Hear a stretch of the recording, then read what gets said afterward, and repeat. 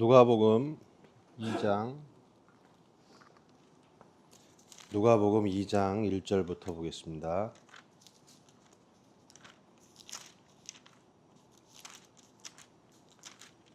이 장 1절에서 7절까지 보겠습니다.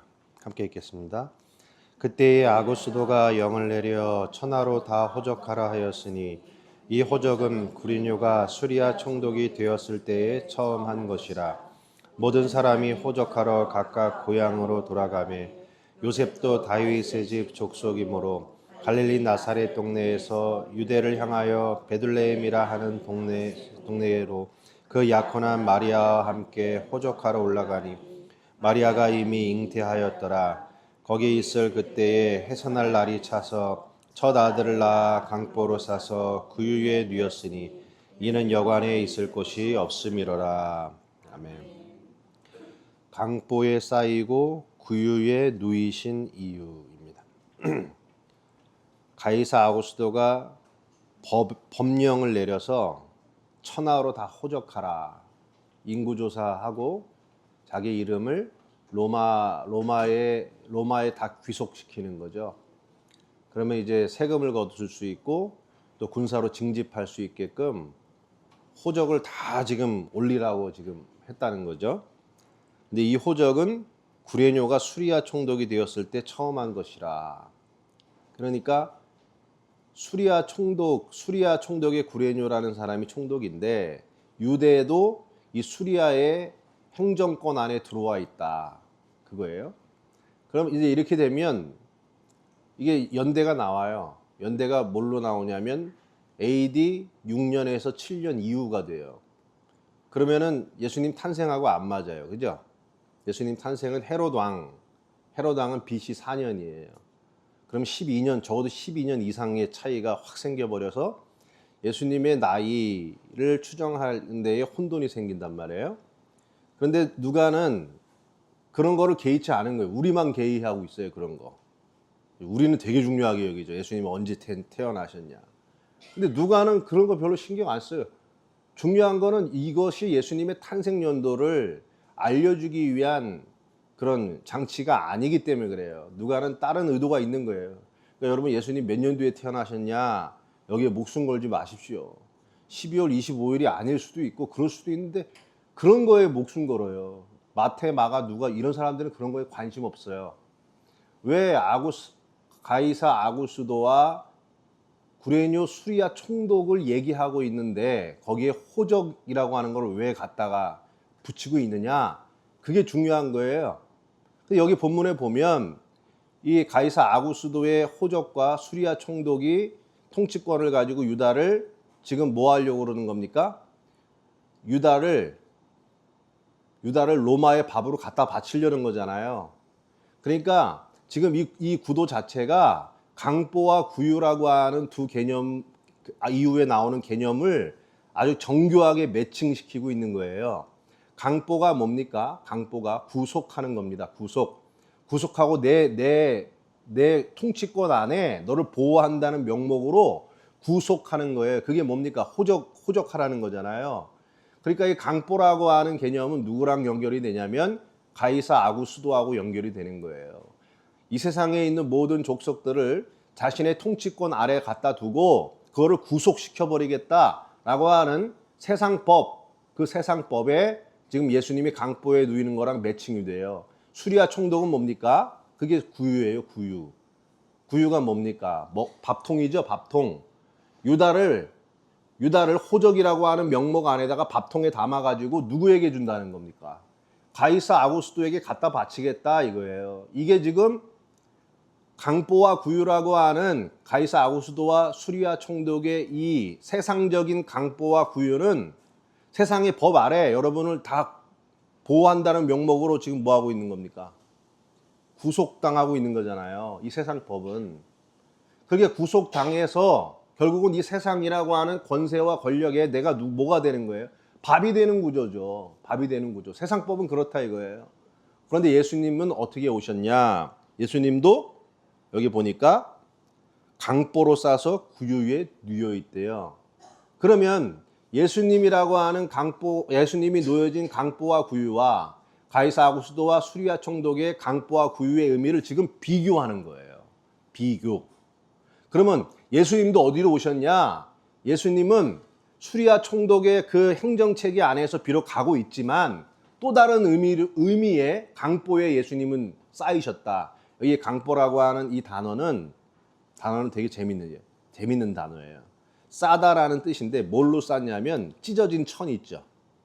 찢어지고 찢기고 막 갈기갈기 찢겨진 천 조각들을 막 이어가지고 붙여가지고 그걸로 쌌다 이거예요. 그러니까 뜻이 두 가지가 있어요. 찢다, 쪼갠다. 그런데 그 찢고 쪼갠 걸로 뭐 하냐면 구속시켜버렸단 말이에요. 뭘 의미합니까? 이게 여러분. 찢어지고 쫓겨지고 칼 뺀다는 뜻도 있어요. 칼로 빼든다. 조각조각 나눠지고 찢겨지고 칼로 찌르는 말씀. 그게 뭐냐면 율법이에요. 율법과 계명 아래 예수님이 구속된 상태로 오셨다는 거예요. 그 구속된 상태로 오셨어요. 왜? 그건 누굽니까? 우리가 바로 이 세상의 율법과 계명이라는 그 안으로 들어와서 구속되어 있는 게 우리잖아요. 그 우리와 똑같은 모양으로 당신이 오셨다 이거예요. 그런데 어디에 놓였습니까? 구유에 놓여 있다. 구유가 뭡니까? 밥통이죠. 밥통. 밥으로 오셨다 이거예요. 밥으로 오셔서 로마 가이사 아구스도에게 밥을 갖다 바치는 그 구유가 아니라 밥통이 아니라 율법과 계명에 묶여서 사망으로 죽어가는 당신의 백성들에게 자신이 밥으로 오셨다. 베들레헴이 떡집이라는 뜻이잖아요. 떡으로 오셨다.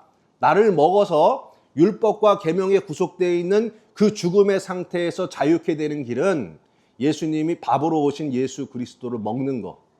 그래서 그 먹는 게 뭡니까? 내 살과 피를 먹으라 그랬잖아요.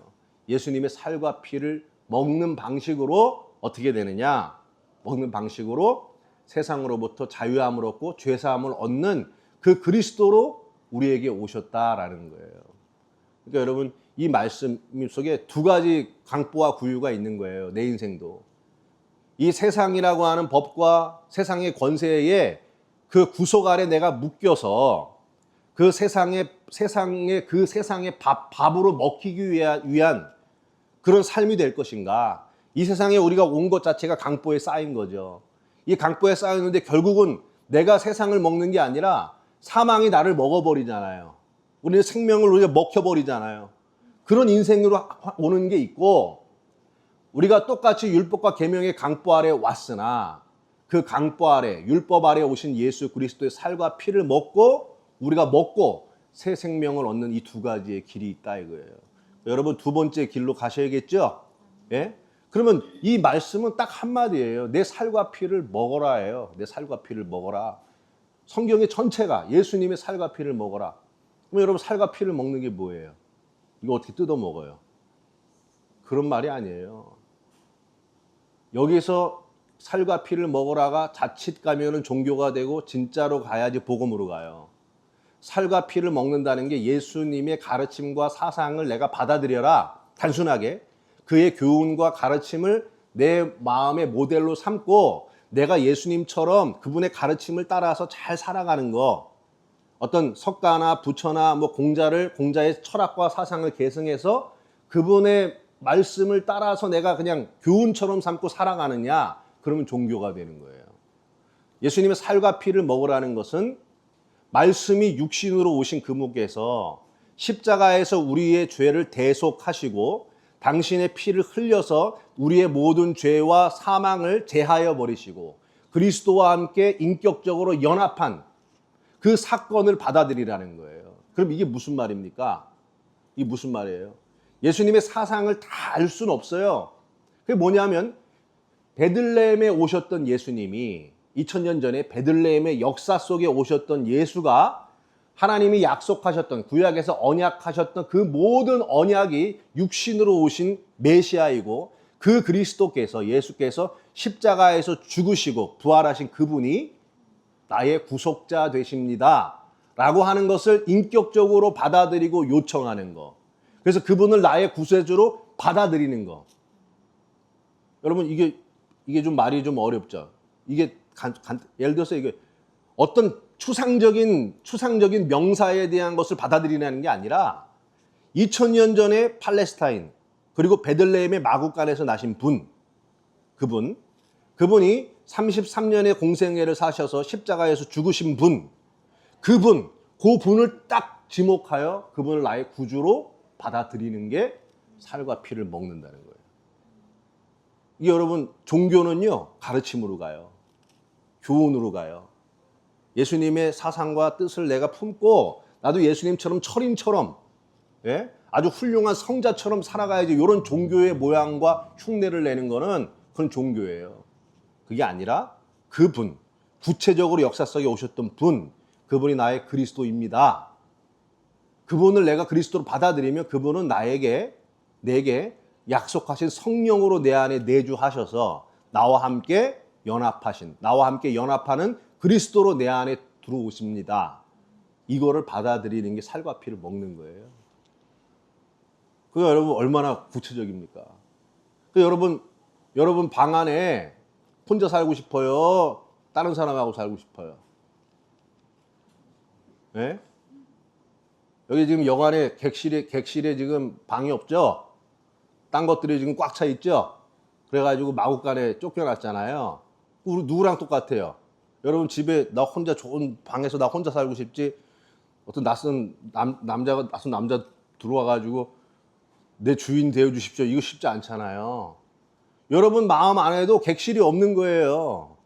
근데 그 객실 안에 그리스도를 내 마음속에, 내 객실 안에 주인으로 받아들이는 게, 그게 살과 피를 먹는 겁니다.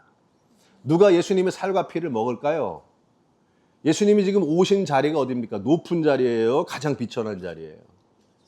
가장 비천한 자리죠? 그러면 우리는 높은 곳을 향하여 가고 있잖아요. 예? 대리됐다가 과장되고, 과장됐다가 부장되고, 우리는 그런 체제는 아니지만 부장됐다가 사장되고 싶어가지고 어떻게든지 높은 곳으로 향하여 나아가려고 그러잖아요. 그러다가 만약에 사장됐다가 대리되면 어떻게 되겠습니까?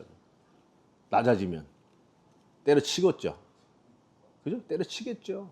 그러니까 우리는 계속해서 어떤 걸 향하면 높은 곳을 향하여 가요. 그럼 높은 곳을 향하여 가면 누구를 만날까요? 구레뉴 총독의 구유에 놓여서 가이사 아구스토로 가는 세상 권세의 밥통으로 갖다 바쳐서 강보에 쌓여서 밥통으로 가서 세상에 먹히는 자로 갈 수밖에 없는 거예요. 그런데 낮은 곳으로 자기 자신이 이 세상에서 온 내가 그리스도의 말씀에 의하여 깨어지고 죽어져야 한다라고 하는 낮은 곳을 향하여 가는 곳에 가면 누가 있습니까? 강보에 쌓이신 누이 그리스도께서 내게 밥통으로 오셔서 내게 살과 피를 내어주시는 구유로 오신 예수님을 만나게 되는 거예요. 그러니까 여러분, 높은 곳을 향해 갑니까? 낮은 곳을 향해 갑니까? 우리의 본능은 높은 곳을 향해 가잖아요. 그러니까 결국은 가이사 아구스토한테 먹히는 거예요. 이 세상에 먹히는 방식으로 가요. 그렇게 가는 사람들 누구 닮아갑니까? 예? 어깨에 힘들어가고 눈살에 점점 더 어떤 인간적인 모습에서 벗어나서, 예? 빡빡한 모습을 닮아가잖아요. 그런데 낮은 곳으로, 자기를 겸손하게 낮추는 곳으로 가는 자들은 그리스도의 향기가 나고 그리스도와 닮은 그런 모습으로 이어져서 그리스도를 만나게 된다는 겁니다. 여러분, 강보에 쌓이시고 구유에 누이신 예수 그리스도를, 살과 피를 먹으시기 바랍니다. 하나님 감사합니다.